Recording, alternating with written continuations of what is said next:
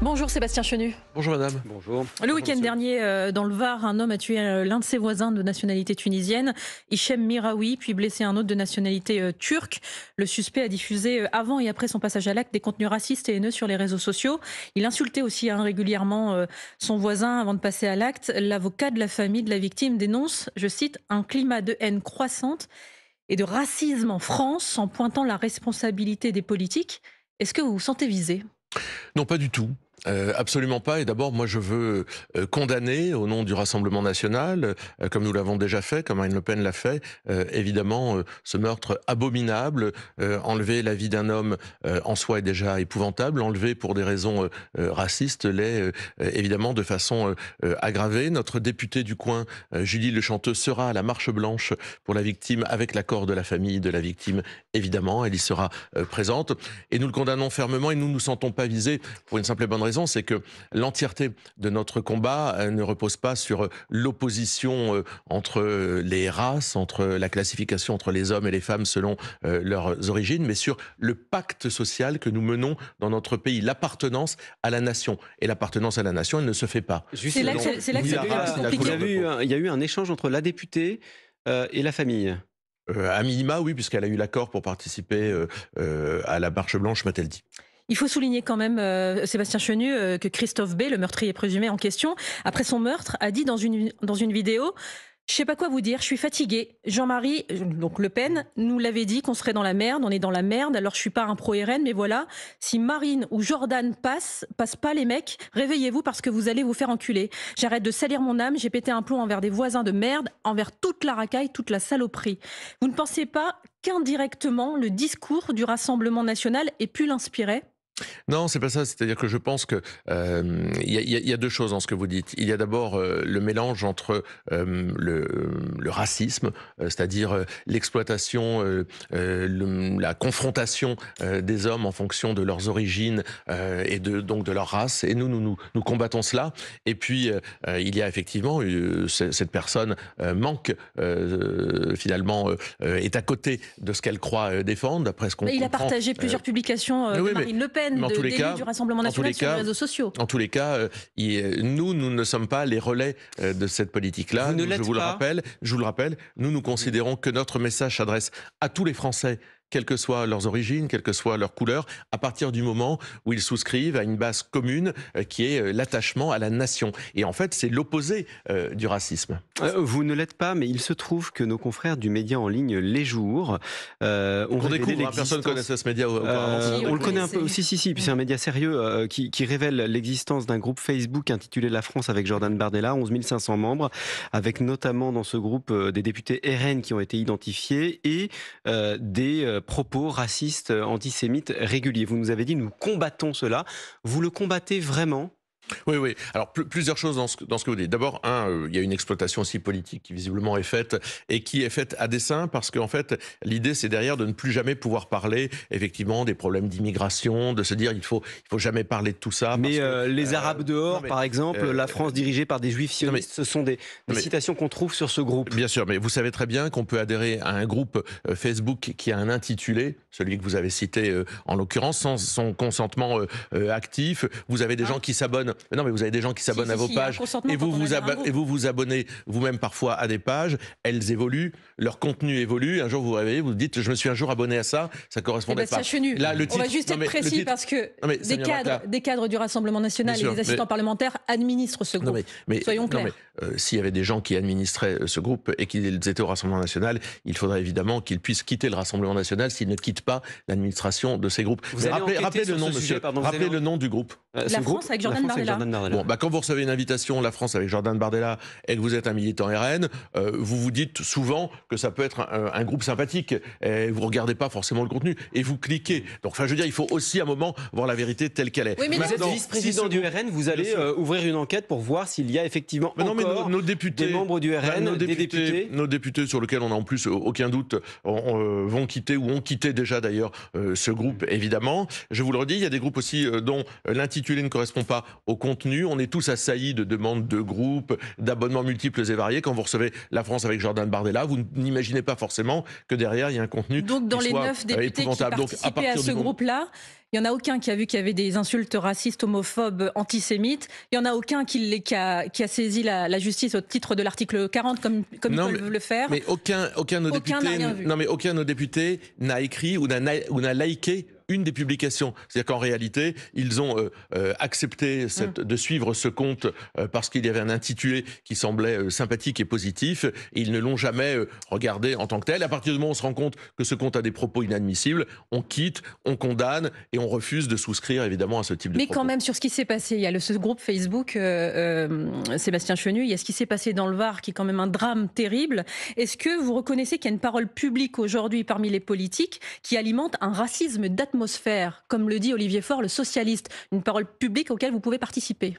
Non, pas du tout. Et je crois qu'Olivier Faure et le Parti socialiste ont une immense responsabilité dans la dégradation de notre société, dans son communautarisme. Moi, je pense que c'est le communautarisme, c'est-à-dire le repli d'un certain nombre de personnes dans leur communauté qui abîme le tissu républicain et qui amène des confrontations qu'on peut connaître. Moi, je crois que les Français sont pas racistes. Je vais vous dire, leur histoire notre histoire montre qu'on a su accepter, assimiler, soutenir, aider des gens qui venaient du monde entier, et ça a été évidemment notre grandeur. Aujourd'hui, qu'il y a un problème avec l'immigration, ce qui n'est pas lié à la même chose, c'est pas du racisme, qu'il y a un problème avec l'immigration, c'est un fait. D'ailleurs, une immense majorité de Français reconnaissent qu'il y a un problème avec l'immigration. Et il ne faudrait pas que ça empêche de parler des problèmes auxquels nous sommes confrontés. L'immigration, c'est une chose, mais oui.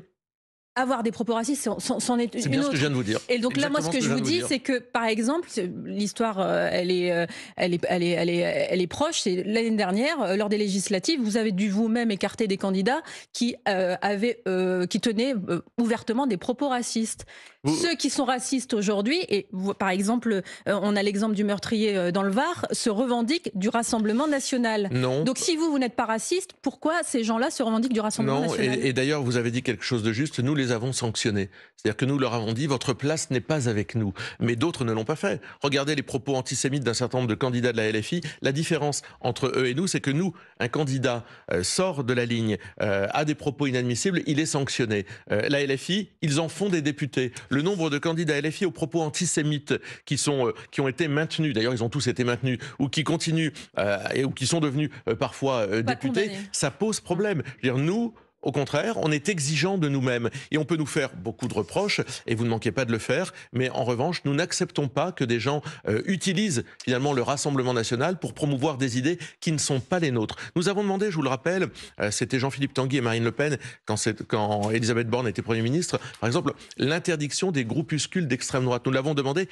par écrit et d'extrême gauche. Évidemment, parce que nous concevions que ces groupes attentaient à l'esprit républicain, évidemment. Mais donc nous avons à chaque fois... contre l'ultra-droite. Oui, nous avons à chaque fois expliqué quelles étaient nos positions. Nous ne sommes pas des ultras, nous sommes des militants patriotes. Nous considérons que c'est la nation qui est le creuset de l'appartenance républicaine, quelle que soit encore une fois sa religion, sa couleur de peau, son origine, sa condition sociale, sa sexualité. Et nous n'admettons pas de tels propos. Et à chaque fois, nous les sanctionnons lorsque des gens pensent pouvoir trouver chez nous la possibilité de s'exprimer ainsi. Sébastien Chenu, autre sujet, malgré votre opposition constante au gouvernement, vous n'avez pas voté hier la motion de censure pour le renverser. Votre tour viendra, vous nous aurez face à vous, avez-vous dit dans l'hémicycle.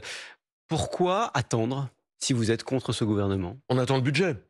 C'est, je crois, l'acte fondateur, le budget. Là, on était sur une motion de censure qui était plutôt tournée, je l'ai expliqué, vers le Parlement que vers le gouvernement, c'est-à-dire que les insoumis, qui sont en fait anti-parlementaristes, qui ne jouent pas le jeu de la démocratie parlementaire, ont déposé une motion de censure qui n'avait pas de chance d'être votée d'ailleurs, parce que même leurs partenaires socialistes, qui sont jamais là, faut bien dire, ne voulaient pas la voter. Donc nous, on n'a pas le goût de l'effort inutile.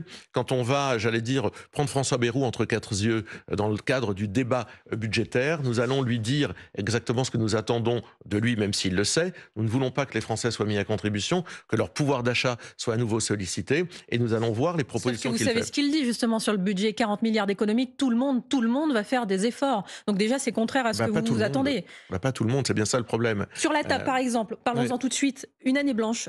Certains parlent d'une année blanche pendant laquelle rien n'est indexé sur l'inflation, gel des dépenses complet, assurance maladie, prestations sociales, dotation aux collectivités, tout serait gelé. Et donc, ça rapporterait 15 à 25 milliards d'euros. Vous en pensez quoi? C'est ridicule, c'est totalement à côté de ce qu'il faut faire.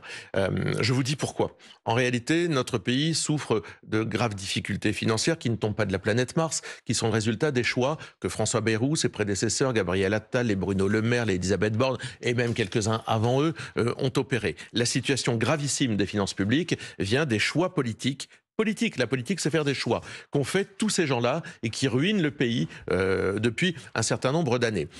Ils nous proposent aujourd'hui de faire une année blanche en disant finalement on va passer un coup de rabot général à peu près partout. Tout le monde va faire des efforts. Or, tout le monde n'a pas la capacité à faire les mêmes efforts selon sa situation. Et ça empêche quoi? Ça empêche toute réforme possible. Ça empêche toute réforme de fond, une année blanche. Or, nous plaidons pour qu'il y ait des réformes de fond. Réforme de fond sur la fiscalité, réforme de fond sur le coût de l'appareil d'État, réforme de fond sur l'immigration, et sur ça, pas un mot. C'est trop facile de dire, on passe un coup de rabot à tout le monde et on touche à rien. Non sur la TVA sociale également?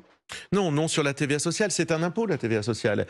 C'est un impôt que chacun ne peut pas supporter de la même façon, parce que si tout le monde voit la TVA augmenter, chacun, en fonction de ses revenus, ne la supporte pas de la même façon. Vous pouvez peut-être vous-même supporter, ou moi-même, 1 euro de plus sur une consommation que vous avez au quotidien. Quelqu'un qui est au SMIC ne pourra pas la supporter. Donc on considère que ce n'est pas, c'est un impôt supplémentaire, que les répercussions qu'on demande aux entreprises, soit avec la TVA sociale, on dit ça fait baisser le coût du travail, etc. Elles ne sont pas obligatoires, rien ne les oblige, et je vois qu'un certain nombre de pays dont la santé financière est quand même largement redressée, je pense à l'Italie et à l'Espagne, ont renoncé, eux, à cette TVA sociale. Donc là, encore une fois, c'est à la fois la facilité et alors, c'est à la fois... on n'augmente pas les impôts, on ne fait pas d'année blanche, alors on fait quoi? Je vous en ai parlé. D'abord, le fonctionnement de l'État. Le fonctionnement de l'État, c'est les agences d'État. La fondation IFRAP, qui n'est pas une fondation du Rassemblement national, dit qu'il y a 80 milliards d'euros à aller chercher là-dedans. On ne peut pas toutes les supprimer. Évidemment, on ne peut pas toutes les supprimer. Il y en a qu'il faut fusionner. Et il y en a qui ont des coûts de gestion, je pense aux ARS, qui sont excessifs. Donc là, on a du gras, si j'ose dire, et si vous me permettez cette expression. On a la fiscalité. Nous, on a fait des propositions, que ce soit évidemment la contribution à l'Union européenne, c'est pas la fiscalité vraiment, mais en tous les cas, là aussi, elle augmente notre contribution encore cette année. Mais par exemple, la taxe sur les rachats d'actions, on l'a évaluée à la capacité pour l'État à récupérer 9,5 milliards. Même si on ne va pas jusque-là, on a là encore une masse importante. C'est une évolution de la fiscalité. Et puis il y a le coût de l'immigration. Mais là, pas un mot, c'est la vache au milieu du salon. On a l'impression que aujourd'hui, il y a un rapport qui sort qui montre qu'il y a 100 000 Afghans aujourd'hui dans notre pays quand ils étaient 2500 il y a quelques années. Sauf que vous savez que l'immigration en France, elle rapporte de l'argent. Mais pas les là, je vous donne justement les Afghans qui ne travaillent pas, qui viennent pour des raisons économiques et qui pèsent sur les finances publiques. Donc si on ne veut pas s'attaquer au coût de l'immigration, eh bien effectivement, on aura des finances publiques très déséquilibrées et je pense que ça fera naître des sentiments parfois pas très jolis dans notre pays, voyez-vous. Le vice-président du Rassemblement national, Sébastien Chenu, est avec nous jusqu'à 9h. Il est 8h46, l'heure du fil info. Maureen Suignard. Le Premier ministre israélien annonce à l'instant que le corps de 2 otages détenus par le Hamas viennent d'être ramenés en Israël. Un retour après une opération spéciale de l'armée. Sur les 251 personnes enlevées le 7 octobre, 55 sont toujours retenues à Gaza. Le secteur du bâtiment fait part de sa colère. MaPrimeRénov', le dispositif qui vise à soutenir les ménages français dans la rénovation énergétique de leur logement, va bien être suspendu cet été. C'est totalement insupportable et incompréhensible, réagit sur France Info la Fédération française du bâtiment. Le gouvernement estime qu'il y a déjà trop de demandes et surtout trop de fraudes, mais assure aussi vouloir rétablir cette aide rapidement. Vous avez jusqu'à 23h59 pour faire votre déclaration de revenus en ligne pour les impôts. Après, il sera trop tard. Cela concerne les départements 55 et plus. Elle est la 5e française à se hisser en demi-finale d'un grand chelem, la première depuis Marion Bartoli en 2011. Loïs Boisson jouera cet après-midi face à la numéro 2 mondiale, l'américaine Coco Gauff. Elle s'entraîne depuis des années, tous les jours pour ça, confié sur France Info son préparateur physique qui croit à une finale. France Info. Le 8-30 France Info, Jérôme Chapuis, Salia Braclia. Et le député RN du Nord, Sébastien Chenu, également vice-président du Rassemblement national. On en parlait dans le fil info. Le gouvernement confirme la suspension de MaPrimeRénov', ce dispositif de subvention des travaux, notamment de ravalement et d'isolation thermique. Il va s'arrêter provisoirement au 1er juillet. C'est une bonne décision ? Non, et ça m'interroge sur la sincérité de ceux qui nous gouvernent. Mardi, nous avons accueilli, nous les députés du Nord, principalement des députés Rassemblement national, nous avons accueilli le président de la République dans le Valenciennois. Je lui ai parlé de MaPrimeRénov'. Je lui ai dit, je suis inquiet dans les perspectives budgétaires de la disparition de MaPrimeRénov'. Il y a beaucoup à dire sur MaPrimeRénov'. Hein. Il n'empêche qu'on peut dire des choses. C'est une prime qui, par exemple, est victime de fraude. Mais la disparition de MaPrimeRénov' m'inquiète. Et il m'a dit, ne vous inquiétez pas. Il n'y a pas de disparition. Il parle de suspension encore ce matin, le ministre de l'économie. Et il dit que ça figurera bien au budget 2026. En tous les cas, il y a la volonté de voir cette prime Rénov' ne plus exister, en tous les cas, dans l'immédiat. Et le président de la République m'a répondu quasiment le contraire. Donc à un moment où ces gens ne savent pas ce qu'ils font, où ces gens ne savent pas où ils vont, mais en tous les cas, j'ai vraiment l'impression d'un État qui ne pense qu'à passer le rabot sans changer le périmètre. Mais juste moi, dépenser 3 milliards d'euros, un peu plus de 3 milliards, c'est le coût du dispositif chaque année pour ce type de travaux. C'est une bonne ou une mauvaise chose ? Non, mais c'est une mauvaise chose que de vouloir la suspendre comme ça brutalement. Je vous le dis, il y a des efforts à faire sur MaPrimeRénov' en ce qui concerne la fraude, mais c'est une prime qui marche bien, qui est utilisée par beaucoup de ménages. Vous savez qu'il y a des conditions, et c'est sur sa résidence principale, il faut avoir terminé les travaux depuis un certain nombre d'années.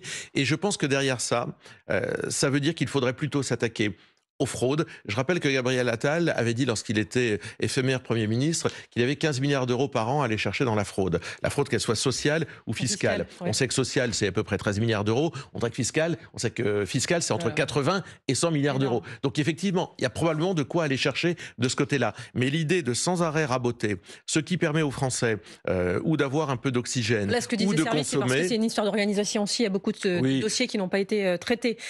D'accord, mais il y a toujours une raison d'aller chercher dans la poche des Français ce que l'État ne veut pas aller chercher dans les siennes.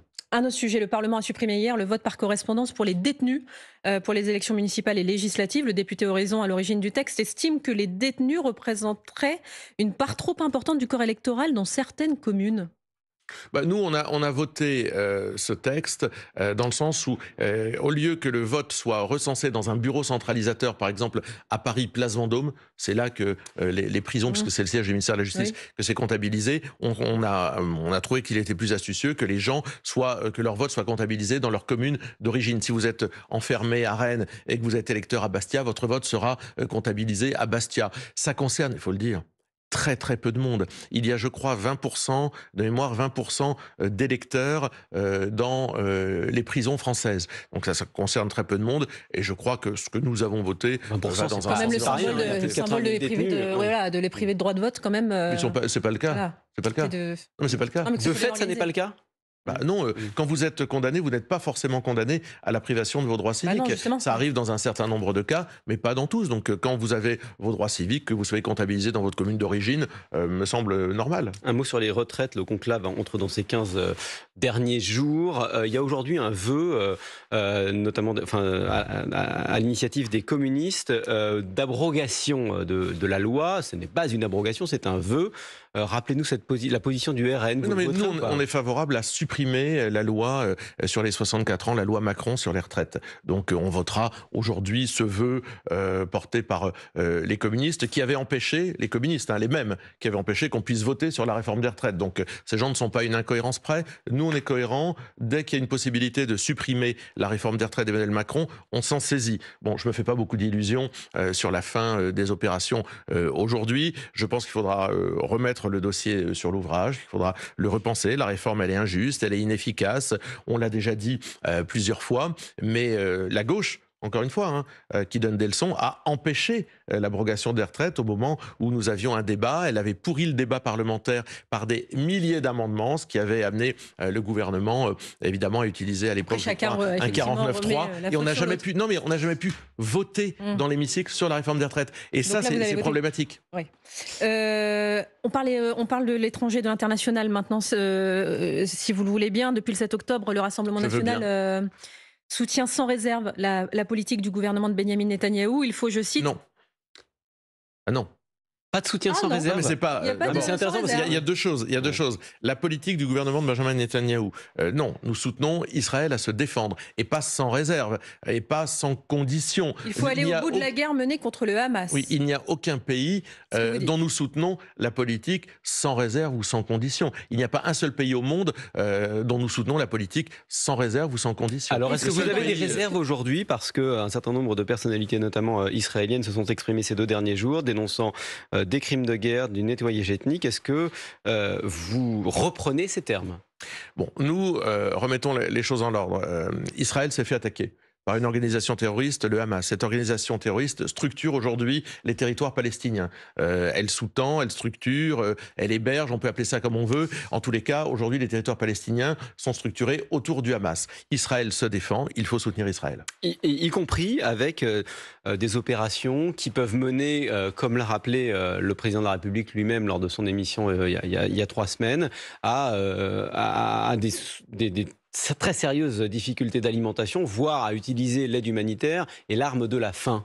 Non, mais nous, on est favorable à ce qu'il y ait des couloirs humanitaires, à ce qu'il y ait une aide humanitaire, à ce que les populations civiles qui sont aujourd'hui utilisées par le Hamas comme des boucliers soient secourues. On est favorable à cela. Mais vous nous dites soutien sans réserve, pardon Sébastien Chenu, je vous coupe, mais vous nous dites... non, justement, vous nous dites qu'il n'y a pas de soutien sans réserve, et en même temps, on a du mal à voir vos réserves. Justement, le fait qu'il y ait des couloirs humanitaires me semble être une nécessité. Le fait que des pays frontaliers, je pense par exemple à l'Égypte, puissent accueillir des populations civiles qui se retrouveraient exposées, pourrait aussi faire partie des dossiers à ouvrir. Pardon, Sébastien Chenu, c'est pas le cas là. Justement, pourquoi le monde s'agite aujourd'hui, c'est parce qu'il y a une famine qui a été orchestrée à Gaza. Donc votre discours, il a même pas changé malgré ce contexte-là. C'est pour ça qu'on vous pose la question. Non, mais puisque je vous dis qu'il faut que l'aide humanitaire arrive, il faut aider les civils qui souffrent de cette famine. Je pense que c'est une position raisonnable. Mais si ça veut dire qu'Israël ne doit plus se défendre et qu'Israël doit accepter d'avoir un voisin qui repose sur une organisation terroriste qui veut sa destruction, eh bien moi je vous dis, il faut aider Israël à se débarrasser du Hamas. Il faut soutenir Israël dans sa vocation. Donc il faut livrer des armes à Israël pour faire cette guerre ? Et en tous les cas, aujourd'hui, c'est pas le cas. C'est pas ce qui se passe aujourd'hui. Aujourd'hui, je pense que vous auriez aimé que la France envoie des armes à Israël Non, je pense que non. Je pense qu'aujourd'hui, il faut pas entrer là-dedans. Je pense qu'il faut en revanche soutenir Israël qui se défend. Voilà, avec les moyens qui sont les siens. Mais je pense que vous savez, il faut se poser la question, on aurait un voisin qui voudrait notre destruction et qui aurait fait des milliers de morts chez nous, on aurait plutôt envie de se défendre en se disant que notre avenir est un peu quel que soit le obscur prix avec un tel voisin. pour les populations civiles ? Mais non, je viens de vous dire, il faut soutenir les populations civiles dans tout conflit. D'ailleurs, il faut protéger les populations civiles. Le problème, c'est que c'est le Hamas aujourd'hui qui utilise les populations civiles comme des boucliers. C'est tout de même problématique. Et personne ne veut regarder, en tous les cas, beaucoup détournent le regard lorsqu'on dit ça. Essayons de dédramatiser, de dépolitiser ce dossier-là. À la fin, il faudra 2 États. Moi, je le dis parce que je pense que les Palestiniens ont le droit d'avoir un État et eux aussi de vivre à terme en sécurité. Donc vous soutenez la démarche du président de la République. Non pas de la reconnaissance de la Palestine. En tout cas, pas aujourd'hui. Aujourd'hui, c'est totalement, c'est l'inverse. S'il y a 2 États, il faut la reconnaissance de la Palestine. Mais à terme, je viens de vous dire à terme. Pourquoi pas aujourd'hui ? Parce que reconnaître aujourd'hui, ça voudrait dire qu'on reconnaît la puissance d'une organisation terroriste et finalement le coup de force qui est imposé. Donc à terme, il le faudra. Et aujourd'hui, c'est le plus mauvais moment pour le faire. Sébastien Chenu, on revient en France. On a cru voir la semaine dernière le début d'une rivalité au sein du Rassemblement national. Marine Le Pen qui souhaite participer aux consultations avec le président sur l'avenir constitutionnel de la Nouvelle-Calédonie. Alors qu'elle était là-bas, sur place, elle déclare « Je ne suis pas sûr que Jordan Bardella, connaisse très bien les problèmes de la Nouvelle-Calédonie. » Qu'est-ce qu'elle a voulu dire que c'est elle, la patronne ? Non, elle a voulu dire qu'elle était la meilleure connaisseuse des problématiques de la Nouvelle-Calédonie, tout politique confondu. Et je crois qu'elle a raison. Je crois que s'il y a bien quelqu'un qui connaît bien l'outre-mer et le dossier calédonien en particulier, au-delà de tout le monde, c'est bien Marine Le Pen. Mais pourquoi ce rappel à l'ordre ? Là, elle n'a pas dit tout politique confondu, elle a dit Jordan. Elle visait lui directement. Enfin, vous y voyez évidemment une espèce de manœuvre pour faire vivre un feuilleton. Ce feuilleton n'existe pas. Juste, on écoute attentivement ce que dit Marine Le Pen. Je vois, mais ce feuilleton... Parce que Il est en train de s'émanciper, là, Jordan Bardella. On voit bien ce qu'il fait. Il se livre intimement dans des émissions sur M6, il publie des livres, il fait beaucoup de déplacements à l'étranger aussi, à Abu Dhabi en ce moment, le Vatican, Israël, Washington. Je croyais que l'international, c'était le domaine de Marine Le Pen au Rassemblement national. Plusieurs choses. Marine Le Pen a fait tout ça, elle aussi, en son temps. L'émission de Karine Le Marchand, les bouquins. Enfin, Marine Le Pen a déjà Sauf que là, c'est lui qui le fait. Je pense que lorsqu'on est un président de parti politique, il faut poser des actes. Il faut construire des relations à l'international. Je pense que tout ça est utile à quoi ? À l'arrivée de nos idées au pouvoir, je vais vous dire. Parce que, vous le savez, moi je souhaite que ce soit Marine Le Pen qui mène le combat. Je le souhaite de toutes mes forces et je me suis engagé pour qu'elle devienne présidente de la République. Pour ce qu'elle est, elle, et pour les idées qu'elle porte. Si demain Marine Le Pen était empêchée par une manœuvre qui aurait un caractère politique, une décision qui aurait un caractère... Non, parce qu'une décision de justice qui peut être motivée uniquement pour des faits, mais pas pour des raisons politiques. Or là, la motivation de priver Marine Le Pen d'élection présidentielle, c'est écrit, c'est pour des raisons politiques. Donc, eh bien, si ce n'est pas elle qui porte nos idées, il faudra bien quelqu'un. Et ce quelqu'un, c'est Jordan Bardella, puisqu'il est président de notre parti. Merci Sébastien Chenu. Une dernière question, parce que vous êtes député RN. Il y a un autre député, François Ruffin, qui demande d'interrompre les travaux de l'Assemblée nationale cet après-midi vers 17h, soit au moment du match Loïs Boisson-Coco Gauff. Vous êtes favorable à ça? C'est vrai que François Ruffin, il n'aime pas tellement bosser. Je lui dirais, on est là pour travailler, donc il regardera le tennis en replay, il n'y aura aucun problème. Et on espère que Mme Boisson réussira aussi. Mais nous, on a du boulot, on a du pain sur la planche. Sébastien Chenu, invité de France Info ce matin.